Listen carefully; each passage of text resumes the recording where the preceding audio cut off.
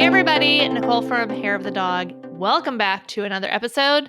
We've got her back in the house, Heather Lahtinen. She's back. We're talking today about, well, I'll just wait and tell you in a minute. First, let's hi to Heather. Hi, Heather. Okay. Thank you so much for having me. I'm happy to be here. I think I'm really going to enjoy this topic today. I know. I'm super excited for it too. So let's see. When you guys are listening to this, you would have just celebrated US Thanksgiving if you are in the United States. And, hopefully you've been having a little gratitude around Thanksgiving or just as a general daily practice. And, but I think a lot of times people, until you like really internalize like a practice of gratitude, it's really easy to be like, oh, yeah, I'm thankful. Okay, back to normal life. I can't believe Yes. this is happening, and you Yes. go back to whatever was happening. So I was it's like scrolling on Facebook, and I'm in a couple like Italian groups, and they had the story, and I'm like, oh, I've heard the story, but they've switched it out to be like an Italian village fisherman, but it actually was a Mexican village fisherman, I Yes. believe, the original story. So anyway, I want to read you this little bit of a story, and then we're going to discuss. Does that sound good, Heather? I would love that. Please. I Okay. would love to hear a story. It is Hair of the Dog story time, Yes. sponsored by whoever created this Mexican fishing story. Parable. Parable? I can't Yeah. say that word. Parable. Yeah. Okay, there we go. Got it. Okay, so here we go.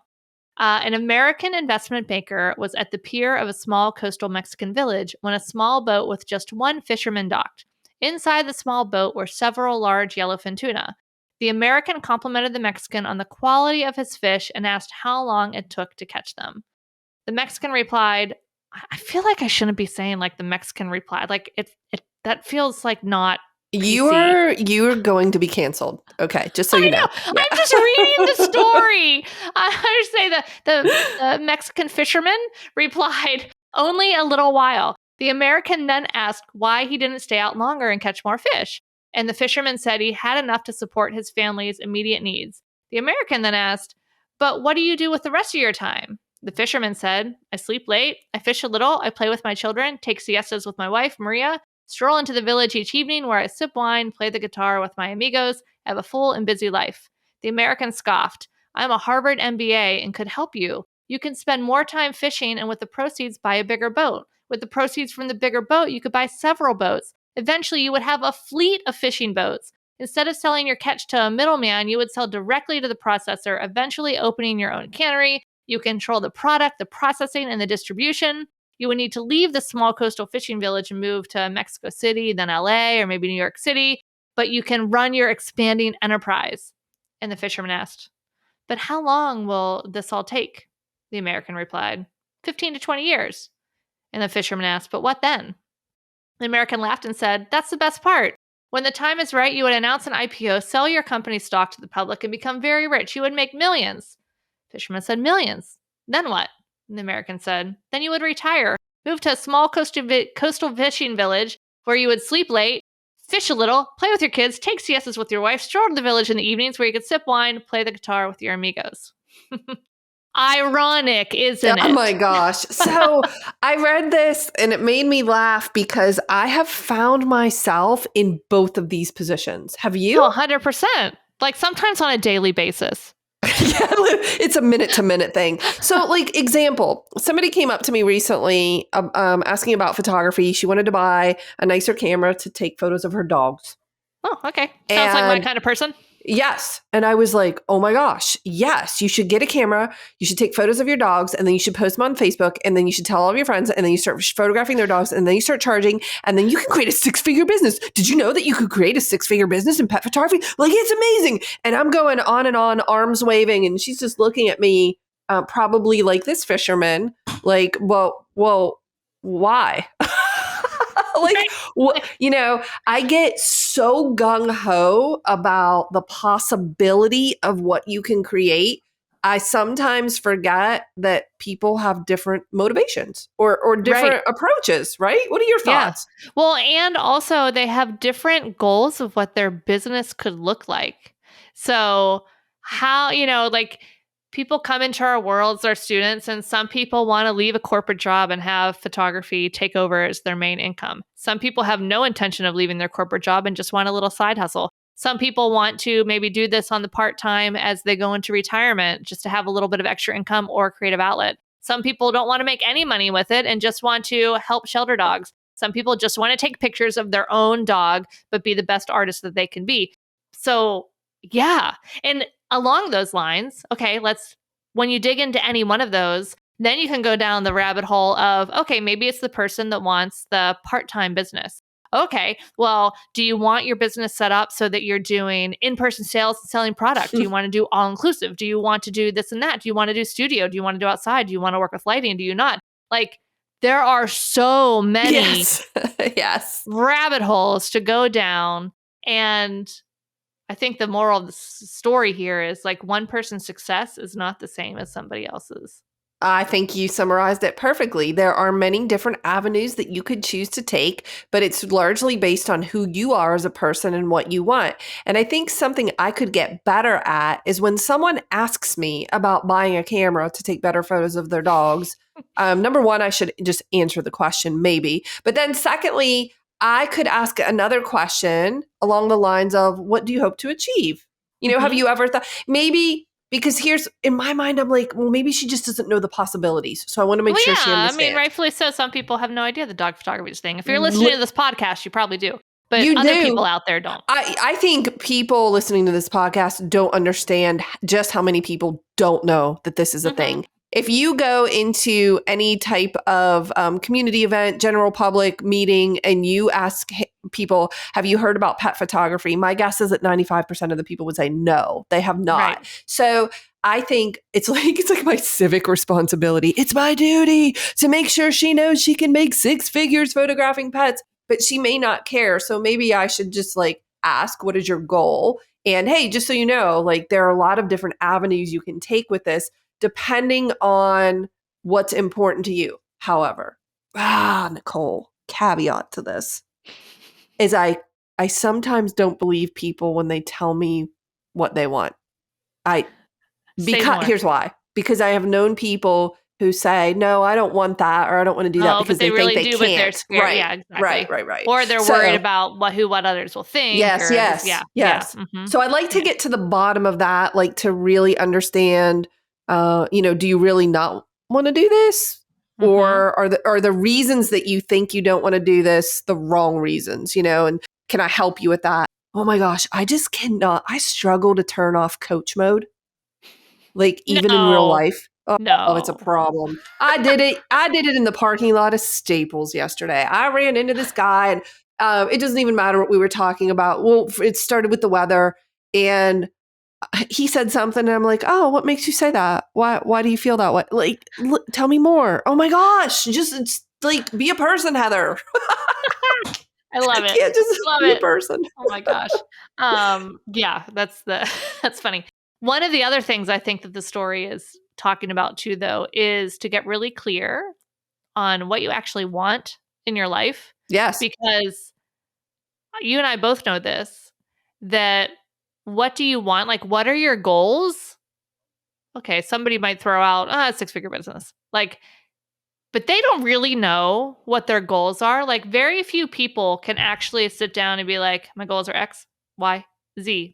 This is my relationship goal. This is my, they've never really given it the thought of what do they want their life to look like? What specifically do they want to have happen in these different avenues or these different buckets of their life? And they neglect to realize that they're all related, even though they're not related. Yeah.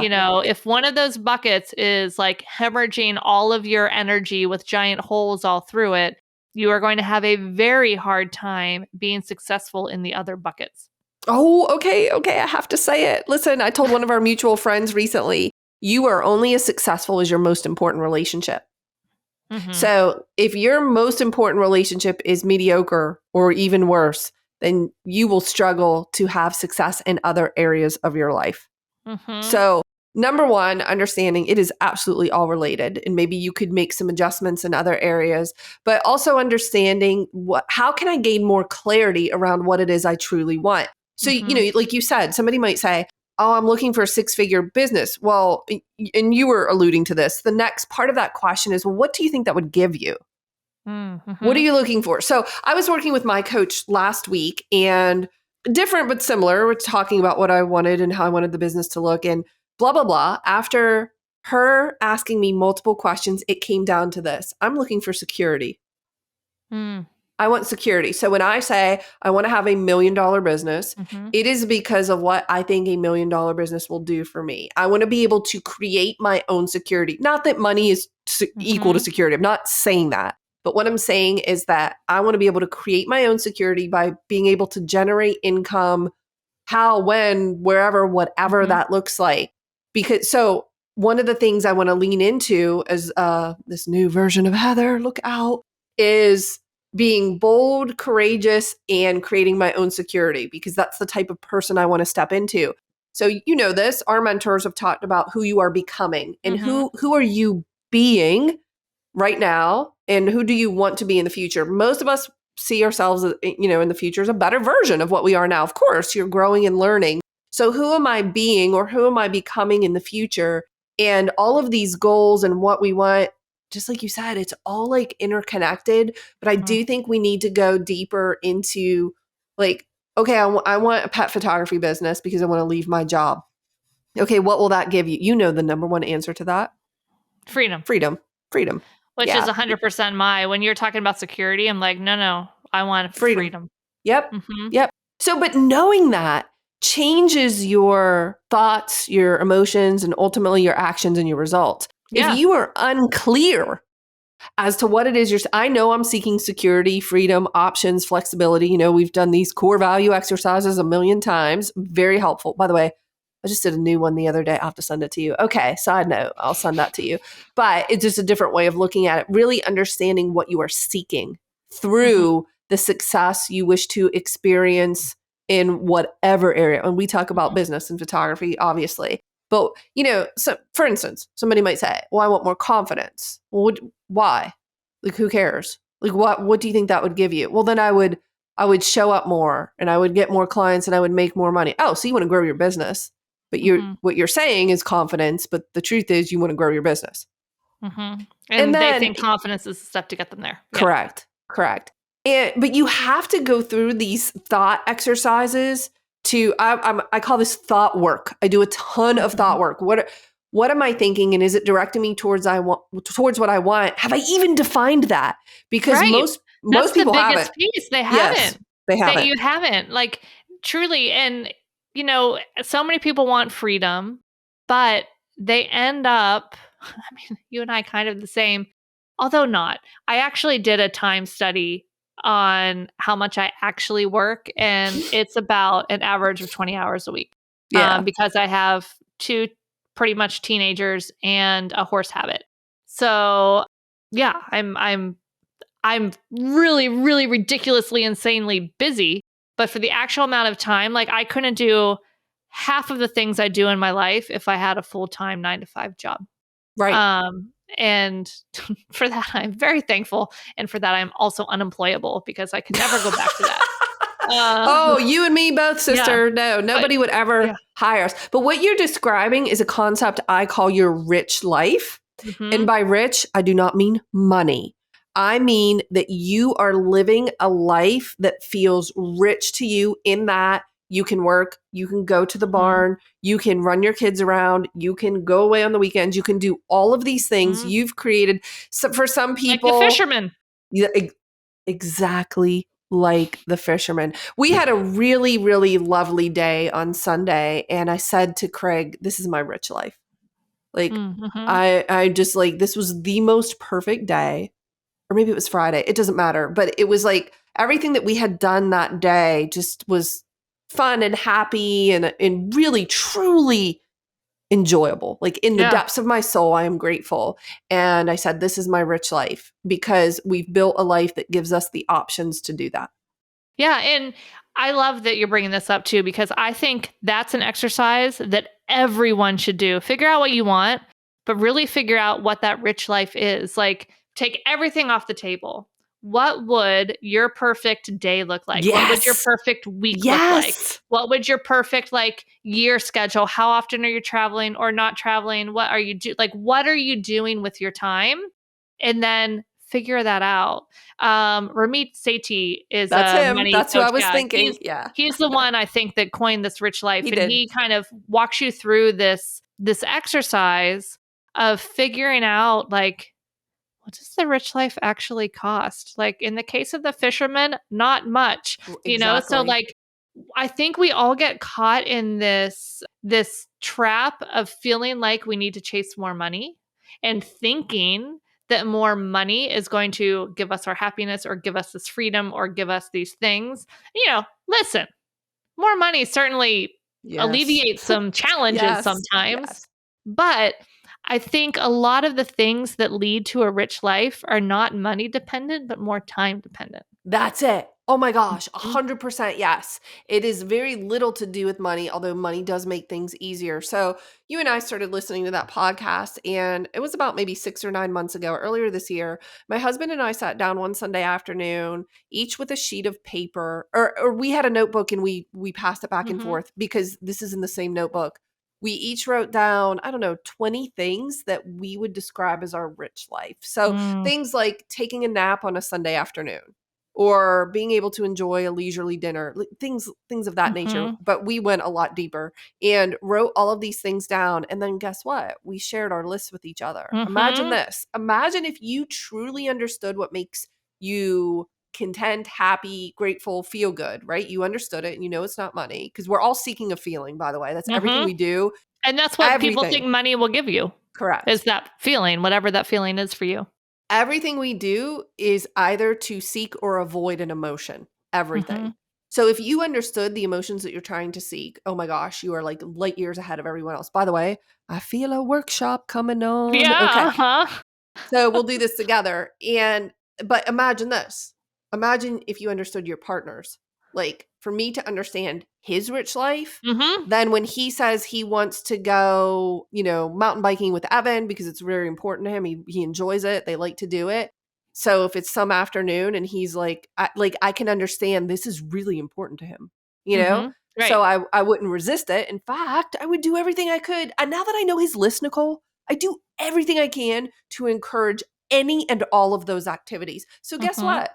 Then Craig's happier and then I'm happier. And then I'm doing by the way, one of my rich life things is to sneak in work when it's not I know, work I was time. gonna say, also, that Yeah, fits in really well with you being able to be like, "Oh, I'm home alone? Okay, I you can get get a little me. work done in a If he's quiet like, house." Evan and I are going to go to this mountain bike park. It's actually out near your old house. Yeah. And so it's like 45 minutes, an hour away. And he's like, we're going to be there all afternoon. Is that okay? And I'm like, yeah, Like, that'll be "Oh, I'll just miss fine. you so much. Alright, have fun." See you later. Go, go, go, go. And then I get to do the things on my rich life list, which one of those, I mean, I like to do things like reading and I have some Yeah. hobbies, but I do love to work. And if I get bonus work time in, I think, oh my gosh, this is amazing. So yeah, it's each the fisherman's rich life was different than the stockbroker's rich life. And their Mhm. perceptions were just different. And that's okay. It's just a matter of understanding what makes you tick. And I wonder how many people really know themselves. Yeah.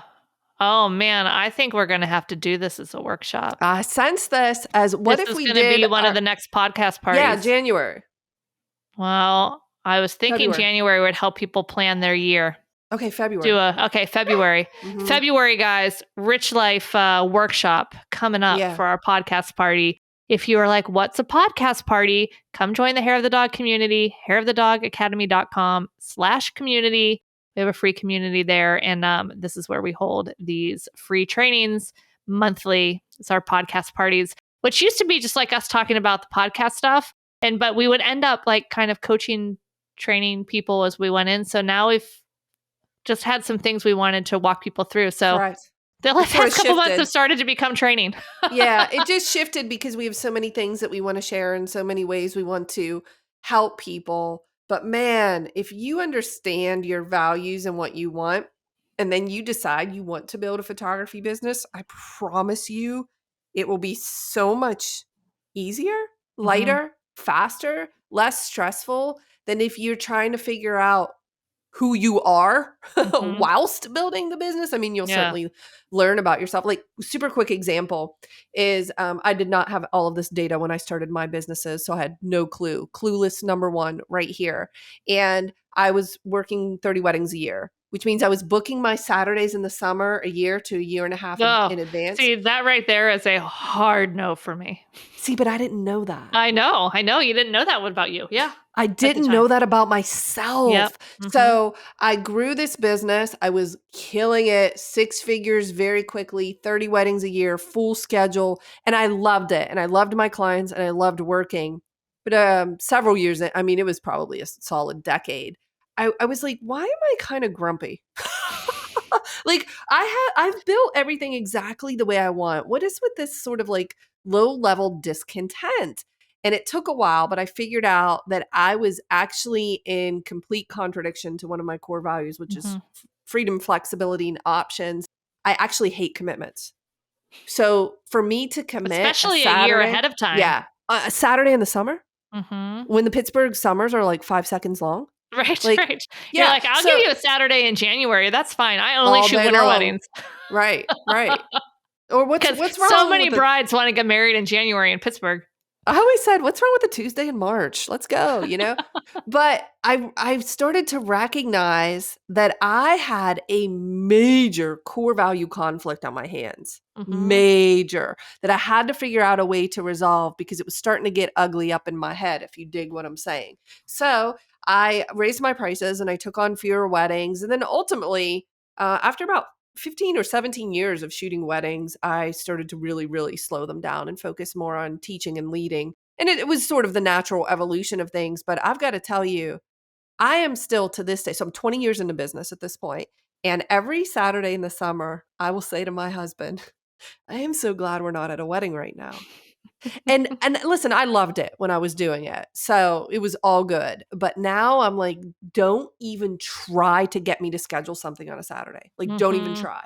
It's going to Mm-hmm. cost you so much money. Like, it is just like, I'm thinking 10 grand to get me off this hill. It's just not happening.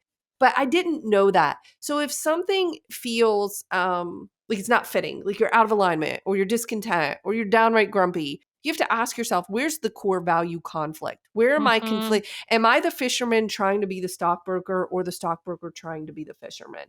And Mm-hmm. you find this and you resolve it, you'll be so much happier. Yes. Yeah. I mean, So oh my good. gosh, so good about those core value conflicts that, yeah. And sometimes you don't realize what your core values are. Like, you almost have to test them, I feel like, to be like, Hmm. oh, Hmm. yeah, no, this isn't. Because I think we can get pretty clouded when you're just like going through some exercises and like, oh, I'm going to figure out my core values. And some people might lean into core values that are expected. Oh, Like, yes. for instance, I'm a mom. Shouldn't my kids Mm. be my number one core value all the time? Like, but what about if freedom for me means like all of the things? Like, I have freedom to do things with my kids.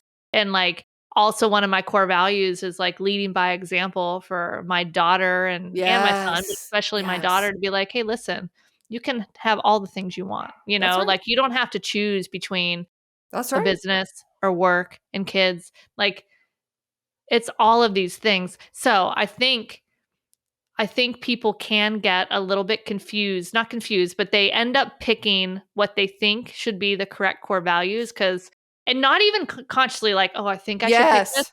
just because of society, of family, like what they were taught growing up, or just expectations in their core relationships. But that key to realize that something is amiss is just kind of that like unsettled That's it. Hmm. angst, Hmm. Yeah, which that's is it. Oh, often often a core value conflict.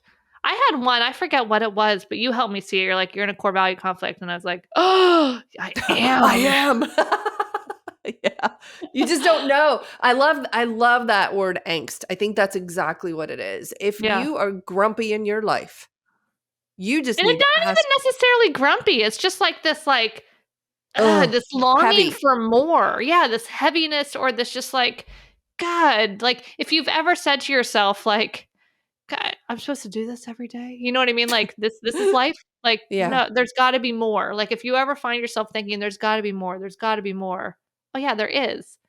You're just coming up against a core value conflict that's not working. Yes. I think I have led probably 3 to 4 different types of core value conflict trainings inside of Elevate Mhm. for a couple of reasons. And I will continue to repeat them in different ways because people people tend to pick the things they think they should pick, or Mhm. they just don't know themselves until they test it out. And I always say this, when you look at your core values, there should be 10 or less, and there's 5 that are really important, the top 5. If you look at it and it's not something you're actively living out, it is not in fact your core value, it's an aspiring value. You Mm. got to remove it. For instance, many years ago, when I very first got into personal growth and development, I had put health and exercise, or like fitness, as one of my top core values, and my husband laughed at it. He looked at it and he's like, "What's that about?" And I'm like, "That's important to me." And he said, "Like, since when?" Like, I've like Like, literally how never much are seen you you. actually doing with it? Yeah, and I was like, "Dang, bro. Fair enough." I took it off my list. Okay, now it is on my list because for the past whatever many Yeah. years, I've been working out 5 to 7 days a week without ever missing a day. So, or when I schedule it. Yeah. So that was not, you can't tell me that that's a value to you and you haven't been to the gym in 100 years. Like that, Right. then that's not it. Your core values are the things that you are living out today. That's what they Mhm. are, because they will show up in your life. My And core then value is enjoying my food. you do like good food. That's true. I did, one of my favorite things to do when we're together, whether we're at your house or traveling, is we go out to eat, and it's always delicious. That is true. I can appreciate that. Yeah. Oh, Yeah, but yeah. I mean, the key here is back to that parable, which I love. I think that is, oh, I love it. Is like, know who you are and what you want, and then don't be sorry about it. Period. Yeah, and make a plan for it, and yeah, like, and just looking at it, like, just always wanting more income or growing businesses or growing whatever it is not always what you need or what you really truly deeply want, you know? So to ask yourself, what at that rich life, I can't wait to do that training. February, guys. Oh Sorry, we're my gonna make you gosh. wait till February. Yeah, it'll be so Sorry. good. I wonder, I mean, we're going to have to talk a little bit about values in that Mhm. training. We're going to have to Yep. lead with that, but it's like a list of things that you just really enjoy about your life, that just make you Mhm. smile and you feel grateful for, because the truth is, what you focus on, you will feel, and what you focus on, you will get more of. So Yep. if you're focused on what you don't like about your life or your lack, then you're just going to prove yourself correct and get more of it. You Yep. have to shift. This is the thought work I'm talking about. You have to shift the thoughts. Not, okay, it's very easy for you to say like gratitude practice. Everybody says it, right? But Right. but then you also said like no. Like for real. like Right. like Right. you embody it, like you internalize it, like, no, I am so grateful. I bet, knowing you, I bet there are times you find yourself with Rocco at the barn just thinking, oh my gosh, I am so thankful to have this and this opportunity. Oh, yeah, Like, regularly. truly. I mean, Yeah. honestly, quite frankly, yesterday we're recording this is November 9th. Yesterday I went to vote and like had a moment of like, I am so thankful I live in a country where you get to do this in an Right. orderly way, you know? Right. And it's like, regardless of the choices that we have to make that, are not always the best options. But it's just like you can find gratitude anywhere, and if you are having like a really just really really hard day, I am like firm 100% believer that like you can turn it around. Like you might still be sad, there might still be something really upsetting going on in your life, but you can always find something to be thankful for. Something to be thankful for, that like, hey, I'm alive and breathing. I have a dog. I Mhm. have water coming out of the like clean water that I can drink in my house. I have electricity. I have a house. I live in a developed world, like a developed Yes. country in the world. Like it could go on and on and on of getting like really granular. I mean, you can even go so much as to being like, I live at this time, like where Mm, this all the opportunity, like so much of the opportunity that's available to us now was not available 25 years ago, right, right. you It's know? incredible. Yeah. So sometimes if I'm really struggling and it's too much of a stretch to go into gratitude, to even say I'm thankful for the things that you just listed, what I will do is I'll say, "Oh my gosh, Heather, just pick a new thought. Can you just Mm. think something Mhm. else?" You're having one of those days or you feel like everything's going wrong or whatever, you didn't get enough sleep, it doesn't matter. But maybe being thankful is just too hard for you. Could you just change the thought to Yep. a different one that feels a little bit better or serves you a little bit more? And I've got to tell you, I've been working really hard on being aware of my thoughts and what they're creating. So I heard Jay Shetty say this recently. By the way, he's the author of the book Think Like a Monk, which I loved. He's got a great podcast. And he said that when he was at the monastery, so he lived with monks for a couple of years, he said this one monk would just stop him randomly and he'd say, "What are you thinking?" Like super random. What are your thoughts right Mhm. now? What are your thoughts? So I've been doing this to myself. I will like I actually thought about setting a random alarms on my phone Uh-huh. where it will just say like, "Stop, what are you thinking?" And when Yep. I do this, I often find that my thoughts are not ideal. Like, You they could be could of a higher quality. you could pick like a little like totem, like a little Yes, physical something that yes. you put in a couple spots around your house. When you see it, you're like, And when you what say am it, I yeah, like, thinking? what am I Mhm. thinking? So, my new thoughts are, like, about seven-figure Heather. Mhm. Would seven-figure Heather be thinking that? Or It kind of would sh rhymes. yeah, oh, I like it. I Seven-figure like it. Heather. Yeah, like, it goes together. Yeah, I'll take that. So, but I mean, I'm human, right? So I'm gonna have emotions, I'm gonna have feelings, and I'm gonna have difficult days. But so when I find myself really at a difficult spot and unable to get towards gratitude, I just try to choose a new thought. That's all. Yeah. Yep. Yeah, and the thought barometer is our feelings. So if you're For feeling, sure. Mhm. like if you're feeling great, it's like, "Oh, all right, what am I thinking about?" Because obviously it's something good. And if you're That's feeling right. like the angst, like what are you thinking about? It's probably not serving you. That's right. That's Yeah. right. The thought barometer. I love that. Uh-huh. That's a Yes. good one. Oh man. Oh, well, this has been so good. You guys, yeah, we'll do a training in February. If you want to dive more into like what your rich life is, definitely look up Ramit Sethi. He wrote I Will Teach You to Be Rich, and he has like a podcast and some training online, and I know he talks about the rich life often. So, definitely go check that out. Figure out like that is by far one of the hardest things to do, I think, and one of the most beneficial is to live your life by intention. Um Oh, you yeah, like preach. of your Yes. intention, not Yes. what you think society should think your intention is or your family should think your intention is, but like what do you actually want out of life? And like there's no one stopping you. Go create it. Do it. Oh, listen, I was talking with my therapist a couple weeks ago and I actually had my head in my hands, like, oh, downtrodden, Yeah. dejected. And I was like, I don't know what I want, which is not true. I do. But it's okay to have this moment of like, I said to her, "Oh, why am I chasing after all these things? Is it really what I want? Or is it because I think that's what people think I should be doing, or that's what other people want me to Right. do?" I got to tell you, Nicole, I had a minute of like an existential crisis where I was like, what do I, and then I got back on my feet, and I was like, Yeah. no, I actually do want to create $1 million business. It's really exciting to me and it's fun and I know it'll be challenging, but I love to grow and learn. And so no, I do want to do these things. I have felt in my bones since I decided at the age of 19 I wasn't going to continue the family legacy of poor. Right. I knew in my bones I was going to be rich. I was going to make a lot of money and I was going to do really well. And I am doing well, but I'm aiming higher. I'm aiming Yeah. higher. Why not? It's fun. I love it. I love it. Oh man. Well, this has been a great discussion. And Interesting. yeah, Mhm. let us know if you're more on the stockbroker side or the Mexican fisherman Yes. side. I can't wait. My kids go to college and Brett and I house sit our way around the world doing a combination of the Mexican fisherman life and the stockbroker life, because I don't think I could ever Oh, give it's up my business. Oh And my gosh, no one you're actually so says you right. have to choose one over the two. Like, Oh my gosh, you're such a hybrid. yeah, Yes. we're living our life by intention, Heather. I want it all. Yeah. Yeah. No, oh my gosh, that's such a good point.